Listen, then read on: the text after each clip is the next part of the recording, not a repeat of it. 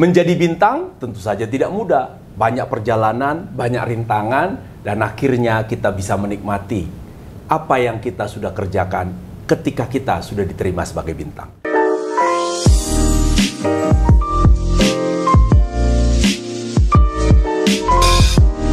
Kak Titi bukan hanya jadi bintang, tapi banyak bintang-bintang yang muncul di tangan beliau. Kelompok penyanyi wanita Darajana. Dan yang mengejutkan beberapa tahun lalu muncul kelompok anak-anak bernyanyi secara kelompok. Boy band. Namanya adalah Dear Juliet. Kak Titi, sharing ke kita bagaimana hal itu terjadi dan apa yang membuat Kak Titi sangat berserius membuat kelompok-kelompok itu, Kak. Oke, saya mau sedikit mengutip perkataan Abang tadi bilang bahwa untuk jadi bintang melahirkan bintang-bintang baru gitu kan.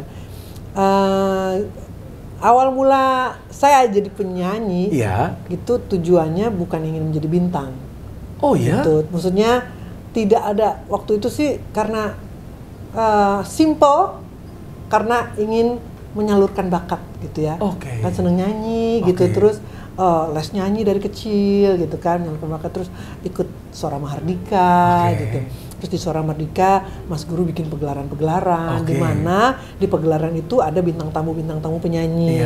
Nah, anggota Suara Mahardika yang bisa menyanyi direkrut menjadi backing vokal sambil nari gitu kan, sambil jadi backing vokal gitu. Udah gitu, wah ikut beberapa kali pagelaran, jadi backing vokalnya Vina, Panji Winata yang jadi bintang tamu, backing vokalnya Ikang Fauzi, backing vokalnya Ois Darlia gitu kan.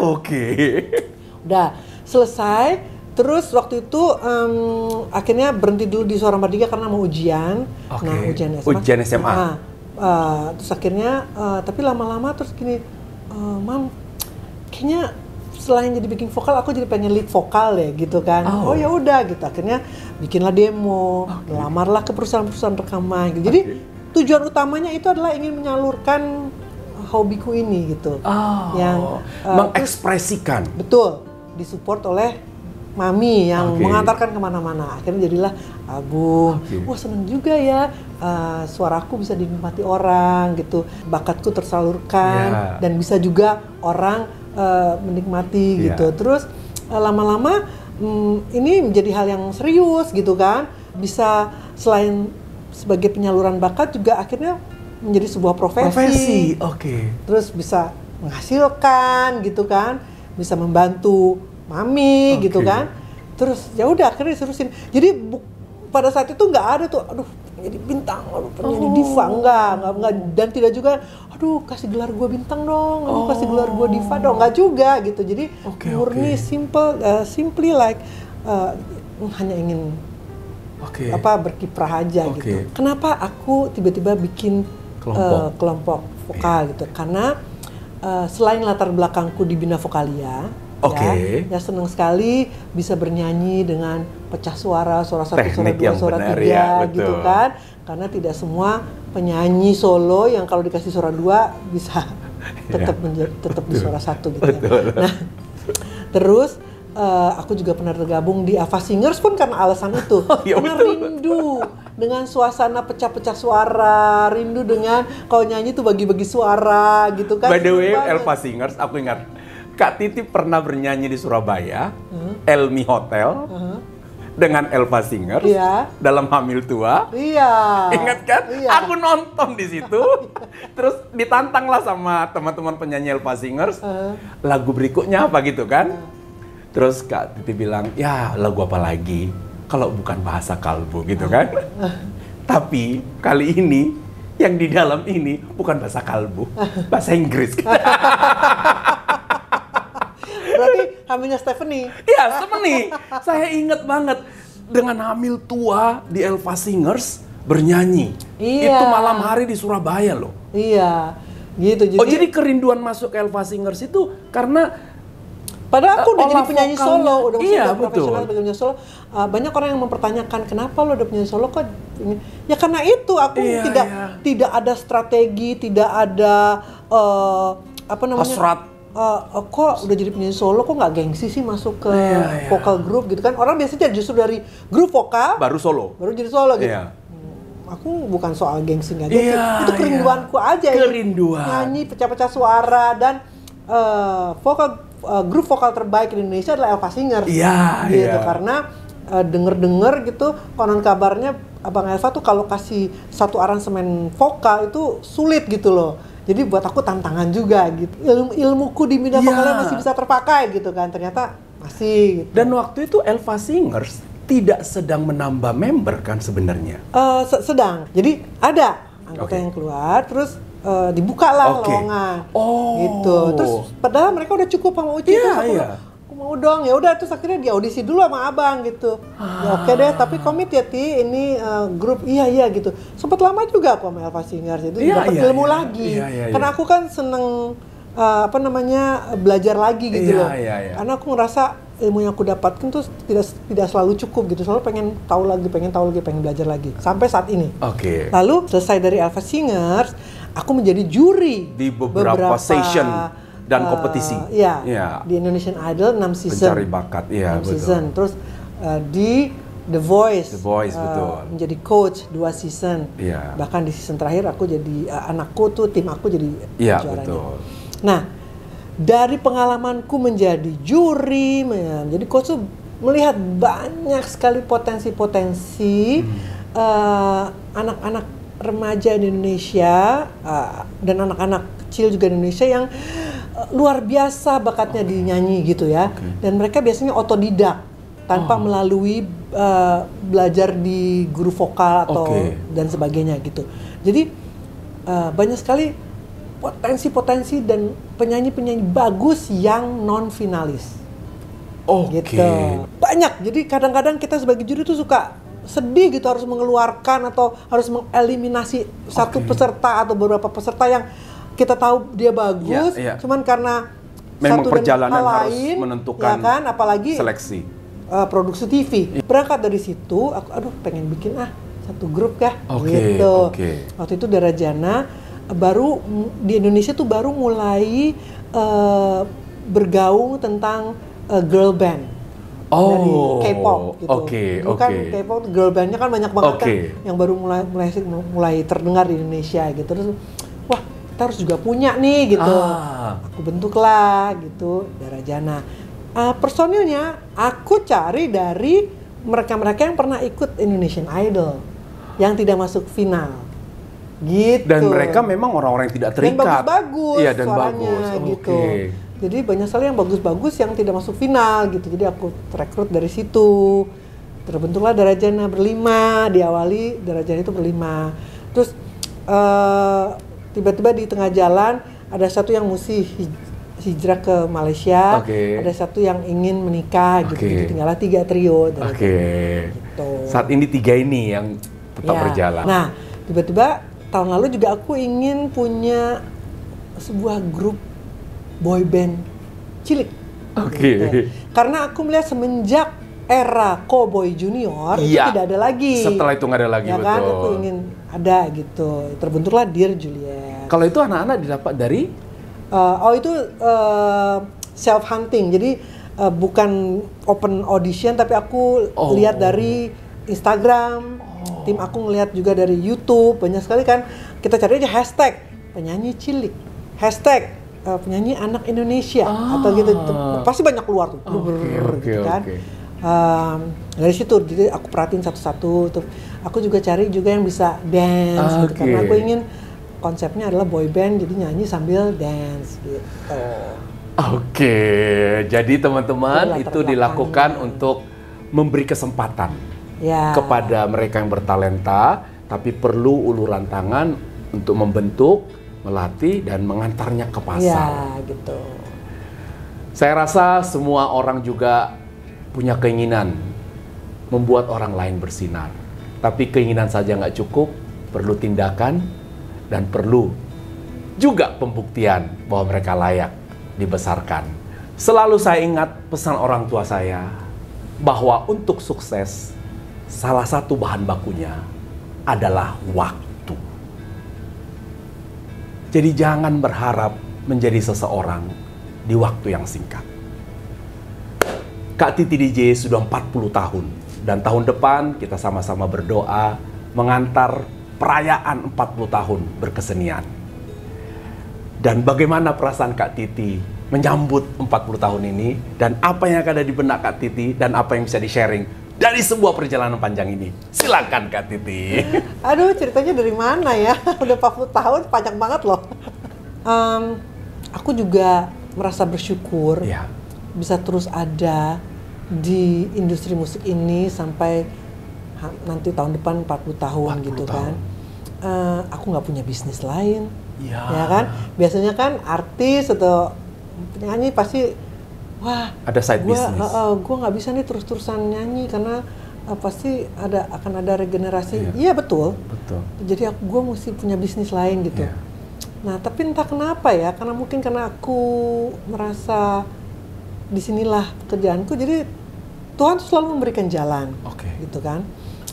Ya tidak luput juga dari dukungan orang-orang di belakang layarku, tim manajemen yang solid dan sebagainya gitu ya. Jadi bersyukur banget masih bisa berkarya, masih bisa diterima karyanya. Ada yang minta untuk nyanyi, ya kan? Jadi memang ada, aku menganggap ini satu keberuntungan gitu. Keberuntungan karena aku tuh beruntung banget karena sebenarnya aku juga bukan orang yang sangat-sangat serius mengelola pekerjaanku. Maksudnya gini, aku bukan tipe yang ayo tim tiap minggu meeting kita bikin apa, ayo tim coba hubungin ini. Nggak gitu juga, gitu loh. Aku ngerasa ya kalaupun lagi ada proyek, tapi bukan yang dipaksakan ayo kita bikin apa, nggak ngoyo gitu loh. Aku tidak pandai berkata-kata ya Bang, cuman menurut aku justru kalau aku ngerasa itu sudah cocok dengan ritme pekerjaanku gitu. Treatmentku begitu. Tapi belum tentu apa yang aku jalankan di manajemenku itu cocok dengan yang lain, ya kan? Karena masing-masing pasti punya treatment berbeda. Itu sama juga seperti kita mengelola keluarga. Kita tidak bisa ngejudge orang, lo kok jangan begitu ngedidik anak ini. Nggak bisa. Anak punya karakternya sendiri, sifatnya sendiri. Kita punya caranya sendiri mendidik mereka, membesarkan mereka, dan itu adalah treatment yang cocok dilakukan di keluargaku. Belum tentu treatment yang aku punya ini cocok dilakukan di keluarganya Bang Jaja gitu kan. Jadi menarik Kak Titi, ini menarik banget. Bukan tidak punya ambisi, bukan tidak punya antusiasme, bukan. Tapi Kak Titi menemukan ritme. Beginilah seniman kita, kesenian kita.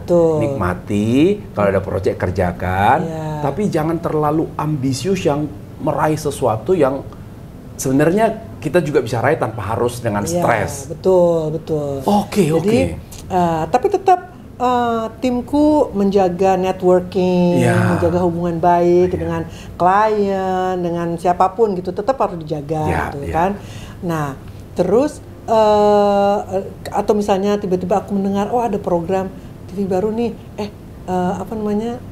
tanya dong itu kapan gitu. Jadi semuanya organically gitu loh, jangan sampai yang terlalu push gitu. Aku juga karena aku ngerasa kalau apa-apa yang terlalu dipaksakan juga nggak akan mulus di prosesnya gitu. Kayak misalnya mengerjakan sesuatu dari awal tuh udah nggak enak.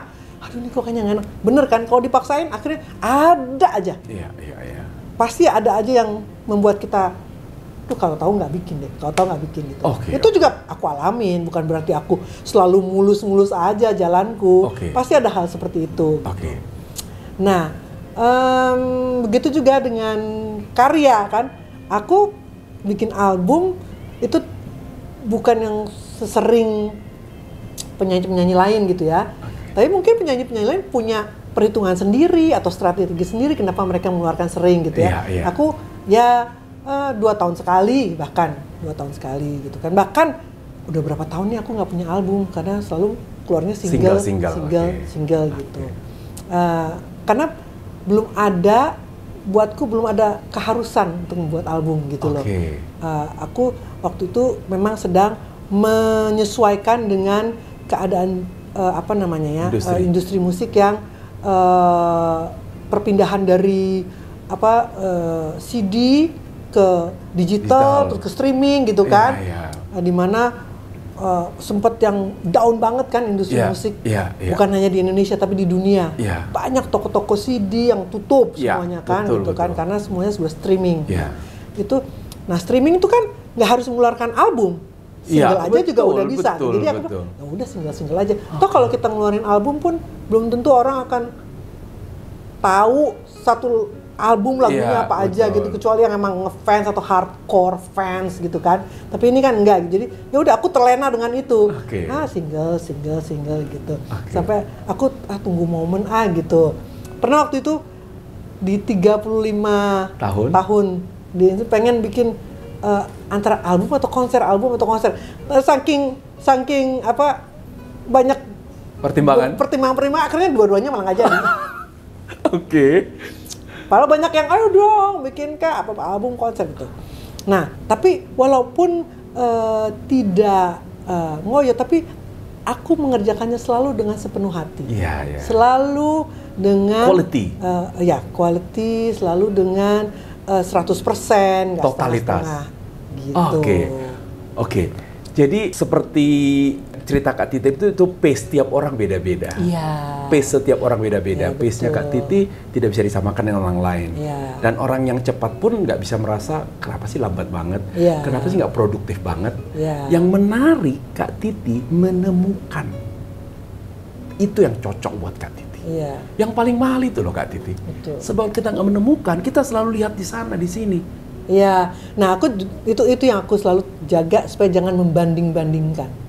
Itu bahaya. Kalau kita sudah mulai membanding-bandingkan, kita nanti akan lupa sama kemampuan kita sendiri. Ya kan? Membanding-bandingkan itu mencuri apa yang kita punya. Benar. Jadi itu yang menarik ya, Kak Titi menemukan dari berkesenian inilah ritme kita, pace kita. Belum lagi masalah social media. Nah, selain industri musik yang juga berevolusi, ya kan, juga social media. Sekarang itu artis harus aktif di social media, ya, sebagai bagian dari mempromosikan karyanya, ya kan. Tapi ada juga artis yang menganggap dia perlu social media untuk menjaga eksistensinya, sampai perlu untuk memperlihatkan kehidupan sehari-harinya. Nggak apa-apa, pilihan. Nggak apa-apa, itu pilihan, ya kan. Kalau aku memang dari dulu aku seneng bisa bertemu langsung, bertatap langsung dengan misalnya fans aku. Dulu kan dari surat menyurat, dan aku selalu balasin surat-surat mereka gitu. Terus kalau misalnya ke radio lagi promo album gitu ya, selalu ada jumpa fans gitu. Tapi semenjak ada social media, mereka bisa langsung berkomunikasi dengan kita, tanpa harus menunggu event, tanpa harus menunggu kita mengeluarkan karya dulu. Nah, aku tipe penyanyi yang kalau aku ingin ada di berita itu dengan karya, bukan dengan kehidupan pribadi. Kalaupun ada kejadian atau peristiwa dalam kehidupan pribadiku yang perlu khalayak ramai tahu, aku akan kasih tahu. Misalnya seperti perkawinanku, perceraian aku, tidak pernah aku sembunyikan, tidak pernah aku diam-diam menikah atau diam-diam ternyata udah cerai, nggak pernah, gitu. Karena aku ingin ya orang tahu dari sumberku langsung, gitu kan. Begitu juga dengan social media. Aku ingin mereka juga tahu, tapi aku juga ingin punya privacy sendiri gitu. Jadi seperti misalnya aku memberitakan tentang perceraianku atau perkawinanku, aku beritakan, tapi nggak harus semua detail. Tetap harus ada yang aku simpan untuk diriku sendiri, karena aku ingin punya sesuatu yang untuk diriku sendiri. Dan itu ingin aku orang menghormati keinginanku itu, gitu. Karena itu pilihanku. Iya. Kalau ada yang memilih untuk nggak mau, aku pengen setiap hari selalu harus ada yang tahu gue ngapain, nggak apa-apa, itu juga pilihan mereka gitu. Jadi nggak ada yang salah dan benar dalam hal itu. Itu hanya pilihan-pilihan yang kita jalankan gitu. Dan sejauh ini sih fans aku cukup cukup sopan dan tidak terlalu demanding gitu. Ya wajar lah kalau Mbak Titi kapan single baru lagi, Mbak Titi kapan album baru lagi, Mbak Titi kapan, itu wajar. Ya kan ya. Ada artis yang saking ngefansnya orang sampai harus ayo dong keluar dong, ayo dong gini dong, ayo dong gitu, jadi kayak kesian gitu kan. Padahal sebenarnya kita bisa mengatur itu. Tuh, kurang lebih gitulah. Berarti Kak Titi bisa bertahan 40 tahun itu justru karena itu tadi menemukan ritme yang tepat. Yang kedua, tidak merasa perlu mengkomparasi ke banyak pihak. Dan menjaga banyak hal yang sifatnya privacy. Sehingga tidak berat loh menjalani kalau seperti ini. Mungkin dengan mudah saya katakan Kak Titi menjalani 40 tahun tanpa tekanan. Ya kan? Ada sedikit tapi tidak terlalu pressure-nya, itu terlalu membuat Kak Titi bertahan. Iya benar. Tidak dengan tekanan. Aku juga ingin ada saatnya di mana aku istirahat dulu, diam dulu tanpa harus selalu ingin ada di berita, selalu ingin dibicarakan, enggak, diam dulu. Coba ada juga saatnya, gue ingin nih orang ingat aku lagi. Gitu. Makanya jangan heran lihat postingan Kak Titi di feed. Kadang-kadang kalau lagi posting banyak. Kadang-kadang event yang beruntutan di pop.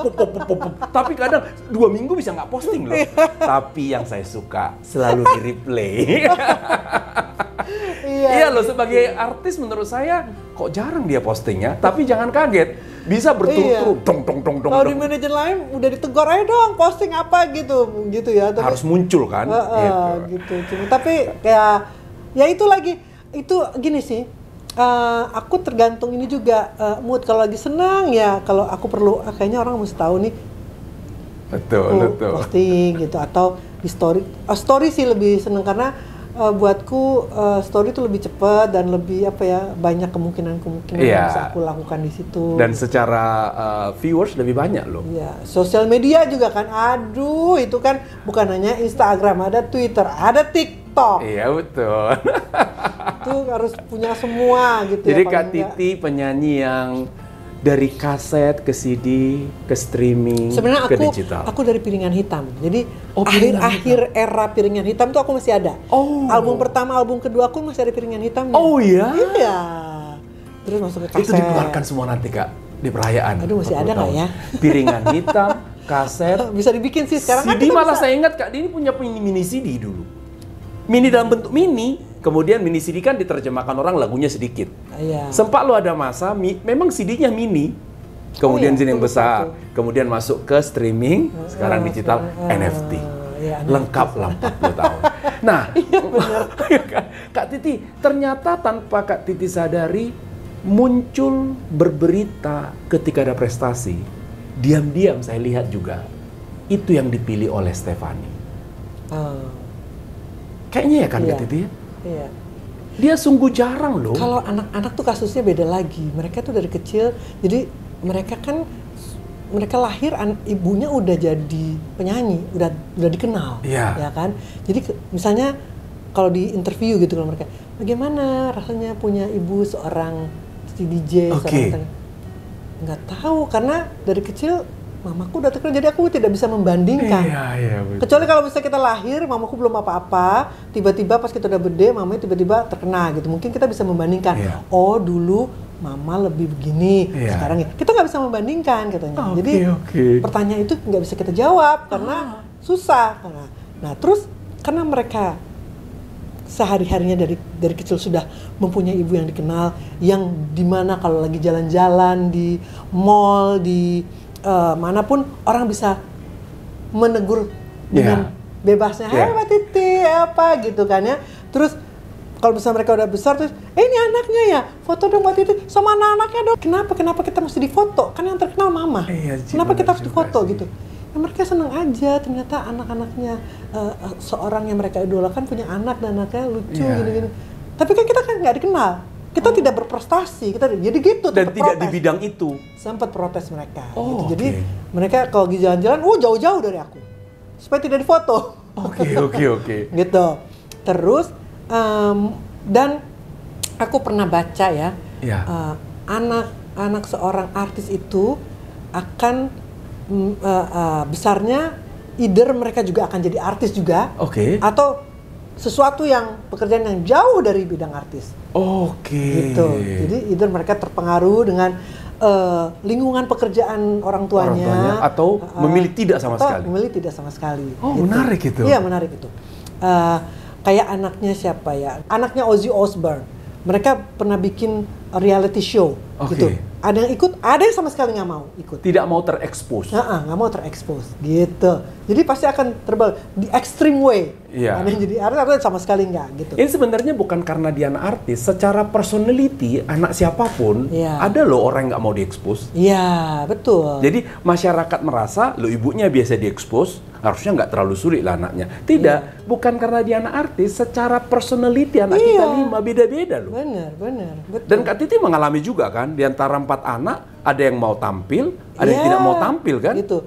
Padahal mereka punya bakat nyanyi yang bagus, si kembar. Ya, tapi mereka nggak mau jadi penyanyi. Mereka bilang, punya band di sekolah, punya apa. Termasuk Stephanie. Stephanie bahkan sampai SMA dia tidak pernah ada keinginan untuk menyanyi. Bahkan dia tuh lebih seneng gambar, desain grafis gitu. Jadi pada saat dia lulus SMA tiba-tiba dia bilang, aku mau gap year Ma. Mau ngapain? Aku mau nyanyi. Kaget lah aku. Kaget. Karena dia tidak pernah sebelumnya. Ya pernah karena suka nyanyi di sekolah gitu. Hanya untuk lingkungan sekolah aja deh kita nyanyinya Mam ya gitu. Jadi anak-anakku punya band, nyanyi pun untuk lingkungan sekolah. Nggak mau jadi profesional gitu. Jadi pada saat dia lulus SMA pengen jadi penyanyi, aku cukup surprise gitu. Nah, jadi itulah Stephanie. Dan sebenarnya kita kembali lagi ke kasus Tulus. Ada kemiripan antara I Love You 3000 sama Tulus ini. I Love You 3000 itu terjadi karena pada satu hari Stephanie bikin di Instastory-nya. Hai guys, dia ngomong followernya. Aku lagi pengen bikin lagu nih. Kalian kasih kata-kata dong ke aku, ntar aku bikinin lagu deh. Pada saat itu ada film Marvel sedang beredar. Iya. Ya kan? Di situ ada kata si Iron Man bilang, anaknya Iron Man bilang I love you 3000 gitu. Aku nonton itu di ujungnya. Adalah satu followernya, love you 3000. Oke, ini ada yang kasih love you 3000. Oke ya, aku bikin ya. Baby take my hand, I want you to be my husband. And I'm Iron Man, and I love you 3000. Jadi segitu, sepotong. Jebret, muncullah di story-nya. Banyak, jadiin lo, bagus banget lu coba. Jadi dong satu lagu utuh. Banyak. Nah, itu kan juga dari follower, jadi dari netizen juga kan? Iya. Kan? Terjadilah itu 3000. Cuman perbedaannya dia men-challenge orang lain, yang kasusnya Kak Titi, orang lain yang di-challenge sama. Aku di-challenge sama. Wadahnya sama. Sama, gitu. Mirip. Lucu ya? Wah, lu keren. Lucu banget loh ini. Dan satu lagi Kak Titi, saya lihat di Instastory Kak Titi menangis menonton konsernya Stephanie. Iya, menangis. Aku juga terharu banget. Mixed feeling, karena satu, pengen banget nonton show-nya dia gitu kan ya. Cuman ya nggak bisa karena ada satu dan hal lain. Pernah ada rencana, pengen kesana deh, pengen nonton. Kalau misalnya rencana itu terjadi, mungkin Tulus tidak akan terjadi. Betul. Ya kan? Rencana Tuhan yang paling baik, ya kan? Betul. Ya kan? Kadang kita dibelokkan ke satu tempat, menemukan hal yang lebih baik. Iya. Dan Stephanie pun bilang, nggak apa-apa kok Ma, nanti aja kalau misalnya kakak-kakak juga ada waktu kosong, kita ketemu gitu. Jadi mixed feeling pas nonton. Sedih nggak bisa ada di sana, tapi juga bangga, haru, tapi juga terharu, tapi juga gimana, dan lagi bersamaan sama aku lagi rilis dalam Tulus gitu iya, kan. Jadi emaknya rilis single, di negaranya anaknya show di sana gitu. Jadi kan mixed feeling banget itu. Jadi wah, bener-bener yang, terus aku lagi yang anakku gitu. Jadi ya nangis lah. Bahkan Kak Titi juga pasti kaget melihat prestasi Stephanie sejauh ini dan secepat ini. Iya, Tapi aku senang dia akhirnya berkarir di sana karena dengan begitu dia bisa mematahkan anggapan bahwa gue berhasil bukan karena nama besar Titi DJ. Kalau dia di sini, dia punya tekanan itu. Dia sendiri yang bilang, Mam, kalau aku di sini, aku akan selalu dikait-kaitkan dengan nama besar Mama. Gitu. Menurut aku berkarir di sana, orang nggak tahu siapa Titi DJ di sana. Jadi aku berhasil. Ternyata aku bisa membuktikan bahwa aku memang berhasil karena aku sendiri, karena kemampuan diriku sendiri, bukan karena Mama. Great. Gitu. Wah, keren. Dan itu semoga menjadi inspirasi buat anak-anak muda di Indonesia. Jika orang tua memberimu kesempatan, pakai. Yes. Tapi mencari kesempatan, sebuah kehormatan. Betul. Kebanggaan.